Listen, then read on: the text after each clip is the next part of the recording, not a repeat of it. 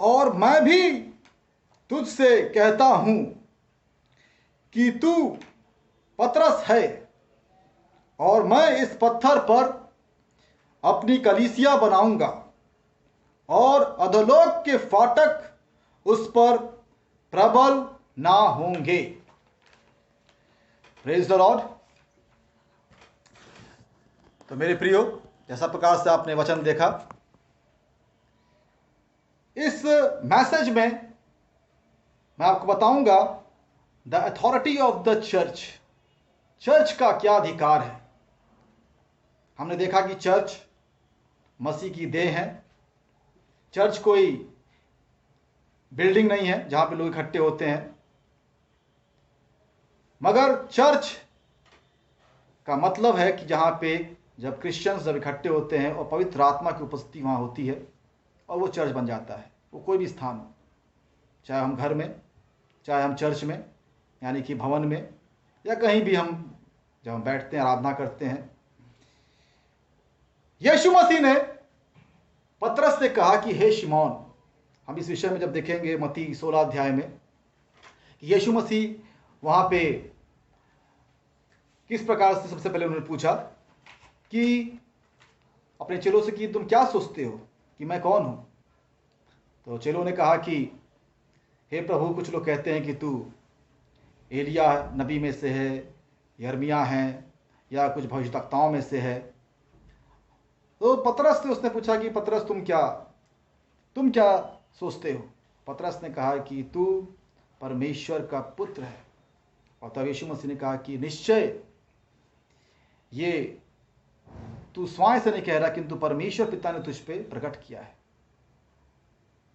यानी कि पवित्र आत्मा के द्वारा पतरस पे परमेश्वर ने प्रकट किया। तो हम जानते हैं कि इस प्रकार से, और तब यीशु मसीह ने क्या कहा कि उसका नाम शिमोन, पतरस का नाम शिमोन होता है। और परमेश्वर ने कहा, यीशु मसीह ने कहा कि तू पतरस है। पतरस का मतलब बाइबल, हिंदी बाइबल में देखते हैं वहां पर लिखा कि तू पतरस है, मगर पतरस का जो पतरस है, ये ग्रीक वर्ड पेट्रा से आया है। पेट्रा का मतलब होता है पत्थर। और यीशु मसीह उससे कह रहे हैं कि तू पत्थर है, यानी तू पेट्रा है। और पेट्रा को ही पीटर कहा गया है, इंग्लिश में पीटर, और इंग्लिश में, हिंदी में देखते हैं पतरस। यानी कि तू पत्थर है, और तुझ पे मैं अपनी कलीसिया बनाऊंगा, और अधोलोक के फाटक तुझ पे प्रबल ना होने पाएंगे। हालेलुया। मेरे प्रियो, जब यीशु मसीह का प्रकाशन हम पे होता है, और ये कैसे होता है? सिर्फ पवित्र आत्मा के द्वारा। यानी कि जब तक परमेश्वर की आत्मा की गहराई, यानी कि परमेश्वर का आत्मा का अभिषेक हमारे ऊपर नहीं आता है। अभिषेक आने के बाद क्या होता है? जब हमको प्रभु यीशु मसीह का जब ज्ञान होता है, एक प्रभु यीशु मसीह को जानना होता है, मगर हम प्रभु यीशु मसीह को हम जान जाते हैं अपने हृदय से। ये सिर्फ पवित्र आत्मा कर सकता है। और तब यीशु मसीह कि तुम्हारा शरीर पवित्र आत्मा का मंदिर होगा, और पवित्र आत्मा हमें वास करने लगता है, और हमारा शरीर पवित्र आत्मा का मंदिर हो जाता है। हम चलते फिरते क्योंकि जहाँ पे हम जाते हैं 2 या 3 लोग इकट्ठे होते हैं, हम प्रार्थना करते हैं, परमेश्वर की उपस्थिति अपने ऑटोमेटिक हो जाती है, वो चर्च जाता है। मेरे प्रियो, सचमुच चर्च, यीशु मसीह ने कहा कि मैं अपनी कलीसिया बनाऊंगा, और अधोलोक के फाटक उस पर प्रबल ना होने पाएंगे। आगे हम देखेंगे मत्ती 16 अध्याय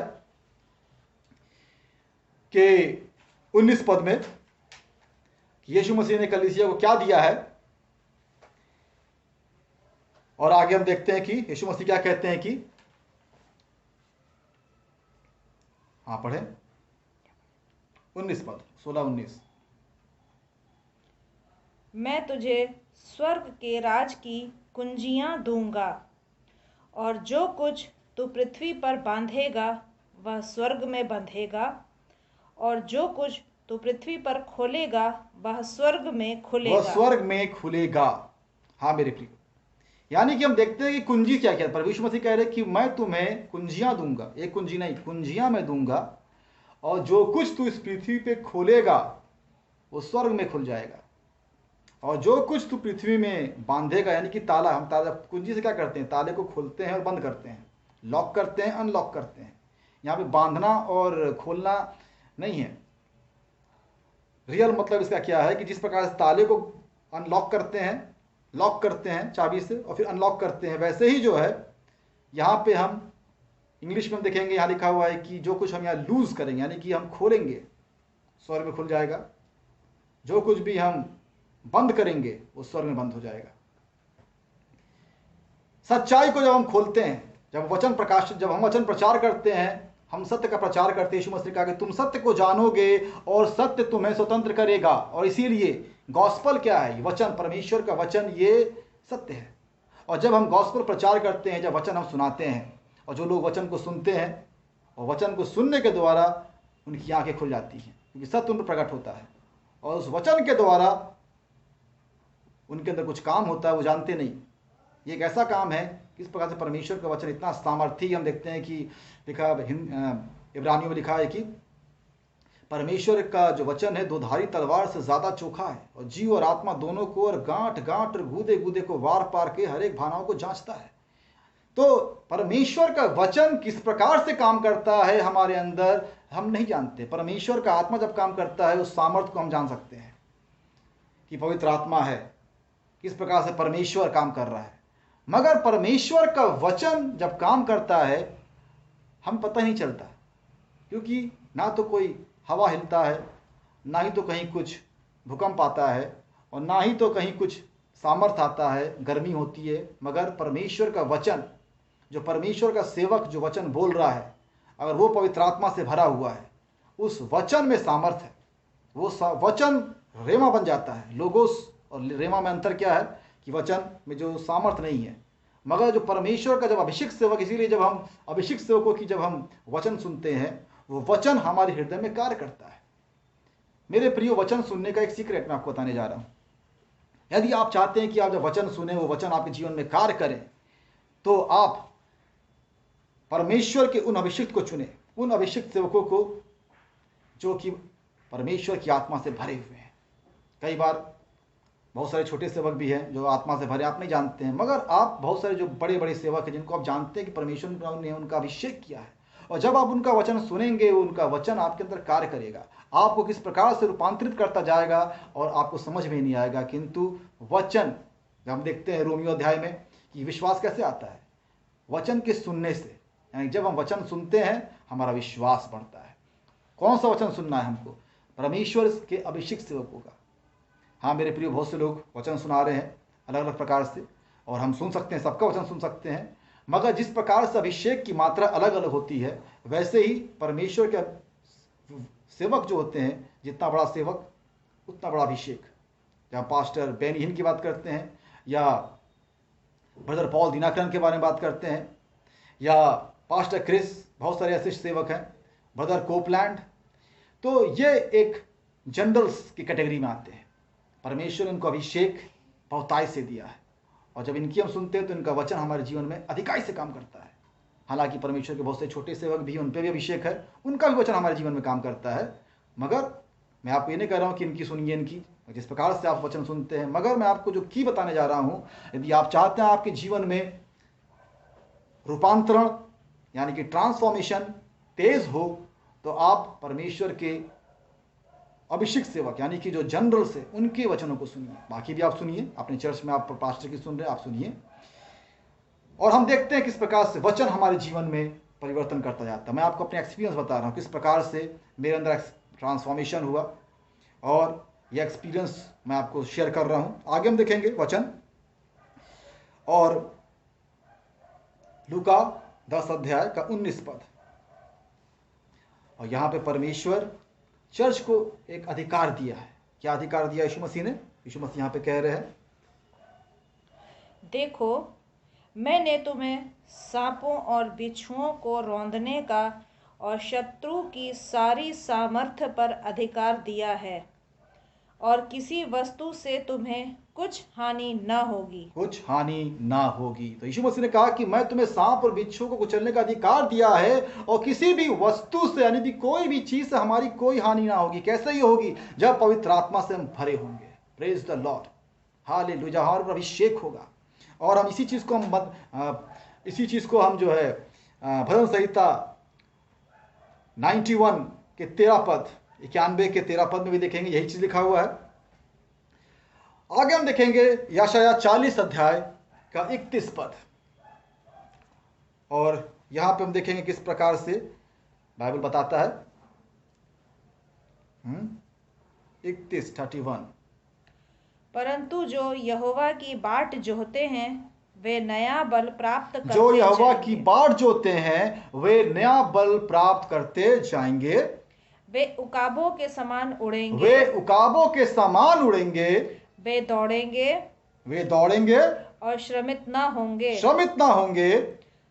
चलेंगे और थकित ना होंगे। चलेंगे और थकित ना होंगे। मेरे प्रियो, बाट जोने का मतलब क्या है? बाट जोना जब हम प्रार्थना में समय बिताते हैं, जब हम अपने कमरे में जाते हैं, लॉक कर लेते हैं और हम प्रभु यीशु मसीह के चरणों में हम जब प्रार्थना करते हैं, वचन पढ़ते हैं, वचन को लेके प्रार्थना करते हैं, और इसको कहते हैं बाट जोना। क्योंकि हम प्रार्थना करते हैं, बहुत सारी रिक्वेस्ट हम परमेश्वर से बोलते हैं। सबसे बड़ा इंपॉर्टेंट चीज़ हम कहते हैं, पिता तू मुझे पवित्र आत्मा दे, क्योंकि यीशु मसीह ने, प्रभु आपने प्रतिज्ञा किया है। और तुरंत नहीं होता है कि आप प्रार्थना की एक दिन में पवित्र आत्मा का अभिषेक आपके ऊपर आ गया, मगर क्या निरंतर हमें उस प्रभु से मांगना है कि प्रभु जी तू मेरी सहायता कर। पवित्र आत्मा हमारे संग है। मैं आपको बताना चाहता हूँ, जब आप यीशु मसीह ग्रहण करते हैं, पवित्र आत्मा आपके संग है। जब आप प्रार्थना करेंगे, सच्चे हृदय से आप चरणों में आएंगे, पवित्र आत्मा आपकी सहायता करेगा।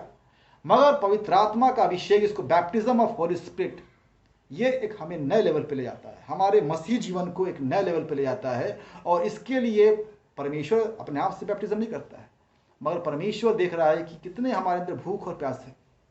तभी बाइबल में यीशु मसीह ने क्या कहा मत्ती 5 अध्याय में, कि धन्य है वे जो धर्म के भूखे और प्यासे हैं, क्योंकि वे तृप्त किए जाएंगे। हाँ मेरे प्रियो, हमें अपने अंदर उस भूख और प्यास को जगाना है।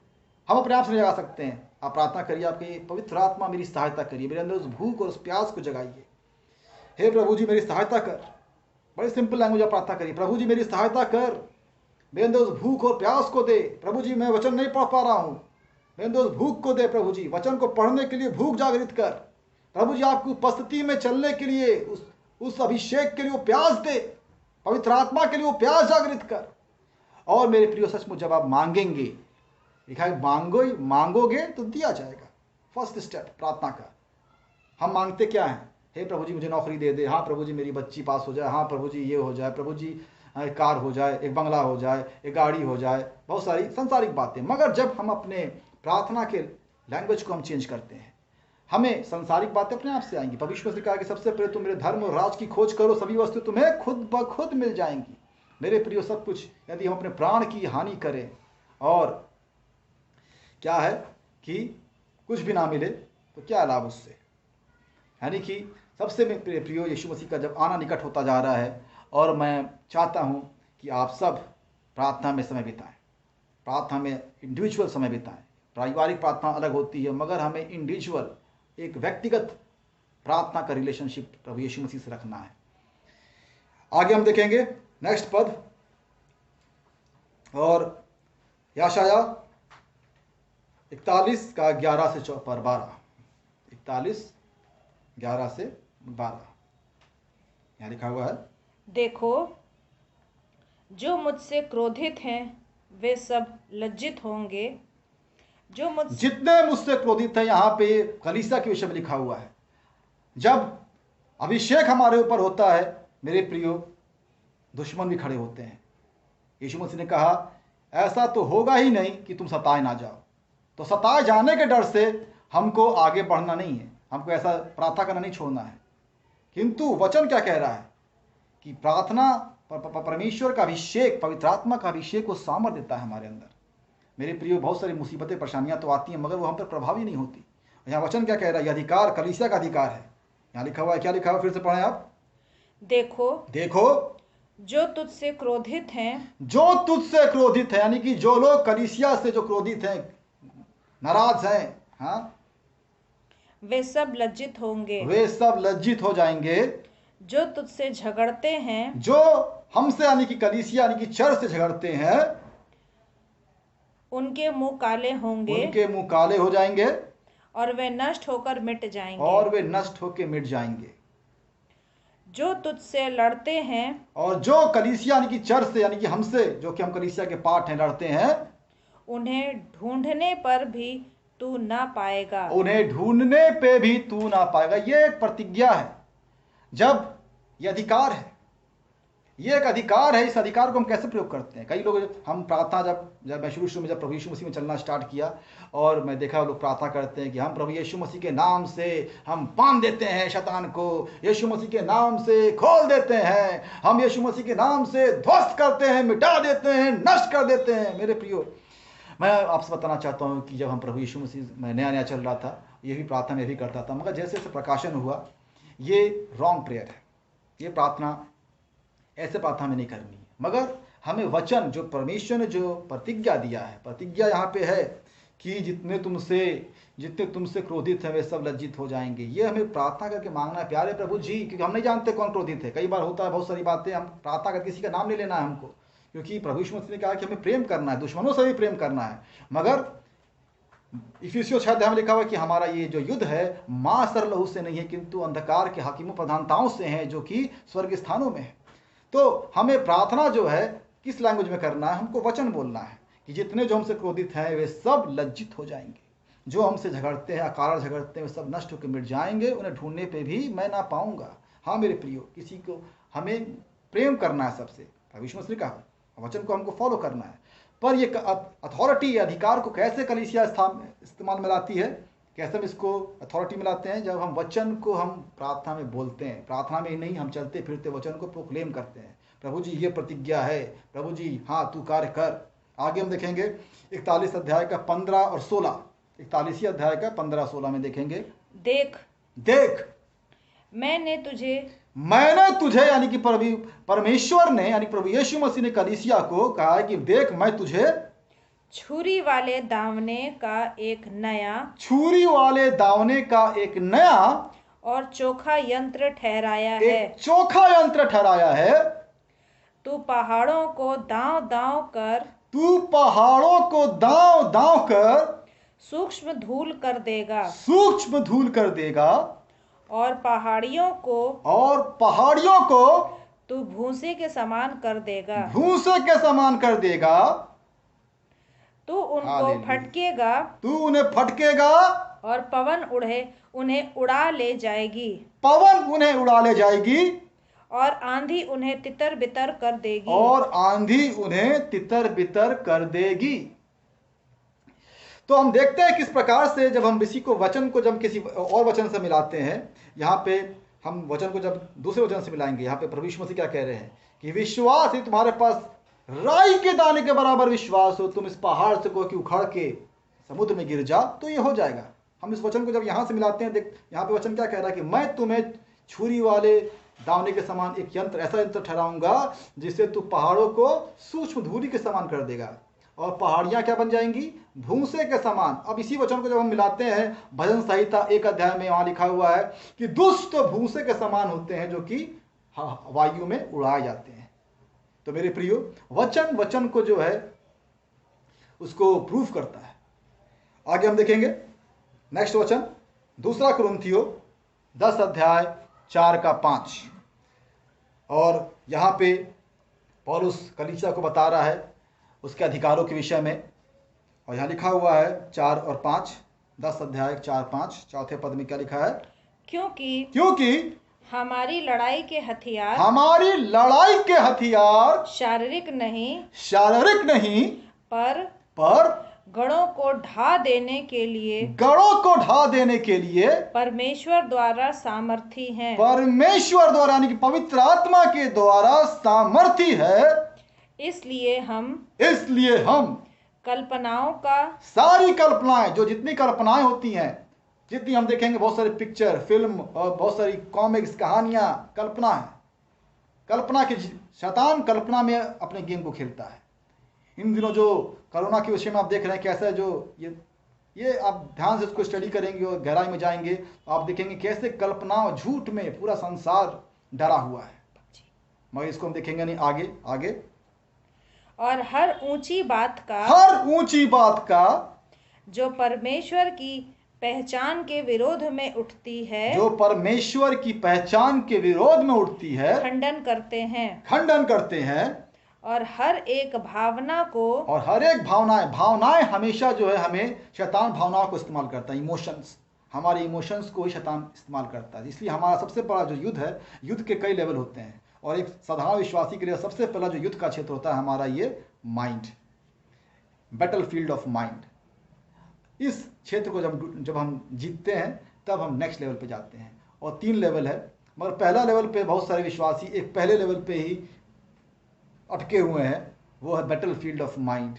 वहीं पे अटके हुए हैं, उससे आगे बढ़ ही नहीं पा रहे हैं। किंतु जब हम परमेश्वर के हाथों में अपने आप को सौंप देते हैं और परमेश्वर का आत्मा हमें एक लेवल से नेक्स्ट लेवल और 3rd लेवल पे हमें ले जाता है। हमें सिर्फ पहले लेवल पे नहीं रहना है। जितने हम प्रभु यीशु मसीह में हैं, जब हम प्रार्थना करते हैं, जब हम वचन बोलते हैं, हम पहले लेवल पे, यानी कि अपने वॉरफेयर, यानी कि बैटल फील्ड ऑफ माइंड। शैतान हमारे माइंड से, हमारे इमोशन से खेल रहा है, नेगेटिव बातों को हमारे दिमाग में डाल रहा है, हम उसी से लड़ रहे हैं। हमें इससे ओवरकम करना है, यानी कि हमें जयवंत होकर हमें नेक्स्ट लेवल पे जाना है।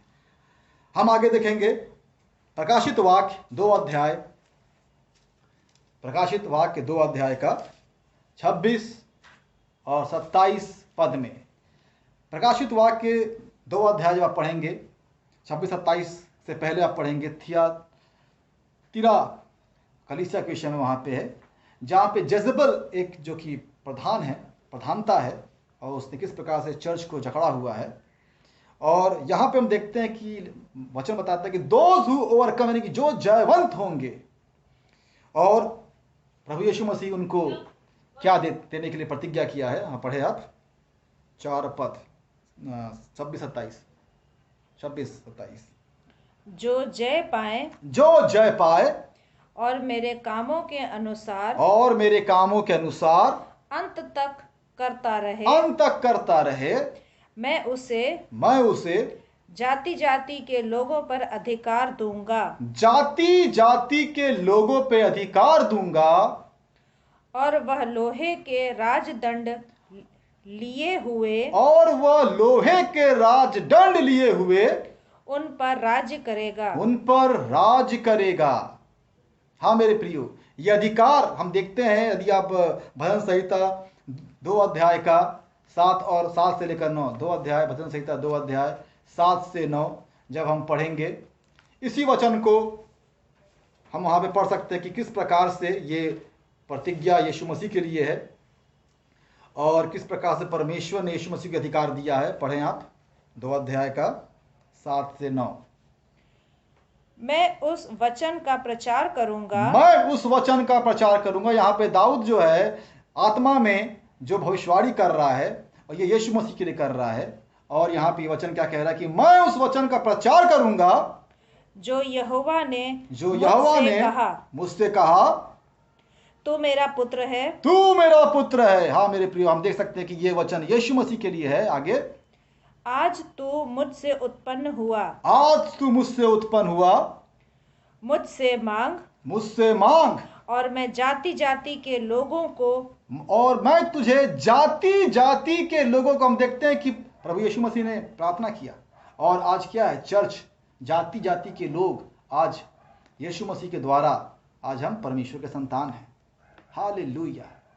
ये असंभव कार्य सिर्फ परमेश्वर के लिए संभव था, और प्रभु यीशु मसीह ने किस अद्भुत तरीके से इस कार्य को किया कि हम जो कि अन्य जाति के थे, और आज हम यीशु मसीह को ग्रहण करने के कारण हम परमेश्वर के संतान हैं। आगे, तेरी सम्मति होने के लिए, और दूर दूर के देशों को, तेरी निज भूमि बनने के लिए, दे दूंगा। हालेलुया मेरे प्रियो। हाँ आगे तू उन्हें लोहे के डंडे से टुकड़े टुकड़े करेगा। हाँ, लोहे के दंड से, यहाँ पे है, लोहे के दंड से टुकड़े टुकड़े करेगा। तू कुम्हार के बर्तन के समान उन्हें चकनाचूर कर डालेगा। हालेलुया मेरे प्रियो। तो हम देखते हैं कि किस प्रकार से ये अधिकार यीशु मसीह ने अपने प्राण को दे दिया, और क्रूस पे मृत्यु के द्वारा वो पिता के दाहिने बैठ गए। और हम जानते हैं कि हम जब पवित्र आत्मा के द्वारा प्रभु यीशु मसीह ने हमें वो अधिकार दिया है, मेरे प्रियो, ये अधिकार एक बैग, एक रातों रात, एक ही दिन में नहीं आ जाता कि वचन हमने पढ़ा और ये अधिकार का हम उपयोग करना स्टार्ट कर देते हैं। मेरे प्रियो, सारे अधिकार हम हमारे मतलब चर्च के लिए है, हमारे लिए है। और हम इस अधिकार को उपयोग कैसे करते हैं? जब हम पवित्र आत्मा की गहराई में आगे बढ़ते हैं। मैं एक छोटी सी प्रार्थना करूंगा। प्यारे प्रभु जी, सचमुच अपने अनुग्रह को तू ढेल प्रभु जी, वचन को सुनने वालों पे बहुतायत से तेरा अनुग्रह होने पाए प्यारे प्रभु जी। हो प्रभु जी, उस भूख और प्यास को तू जगा प्रभु जी, उन्हें अपने करीब ला प्यारे प्रभु जी। हो प्रभु, अपनी आत्मा से भर दे प्यारे प्रभु जी। हो प्रभु, पवित्र आत्मा तूने सिखा प्रार्थना करना प्रभु जी, और तू उनकी सहायता कर वचन पढ़ने में प्रभु जी। और प्रभु जी तू उन्हें बढ़ा ताकि वो प्रभु जी तेरे करीब आने पाए प्यारे प्रभु जी। और जब तेरा आना निकट है, ओ प्रभु से कुछ तू हमें तैयार कर, एक साथ हमें तैयार कर कि प्रभु जी कोई भी हमें से छूटने ना पाए प्यारे प्रभु, किंतु हम सब प्रभु जी बादलों पे तुझसे मिलने पाए। Thank you Jesus, lord we glorify you, lord I bless holy name, in Jesus name I pray lord, amen and amen. Praise the Lord.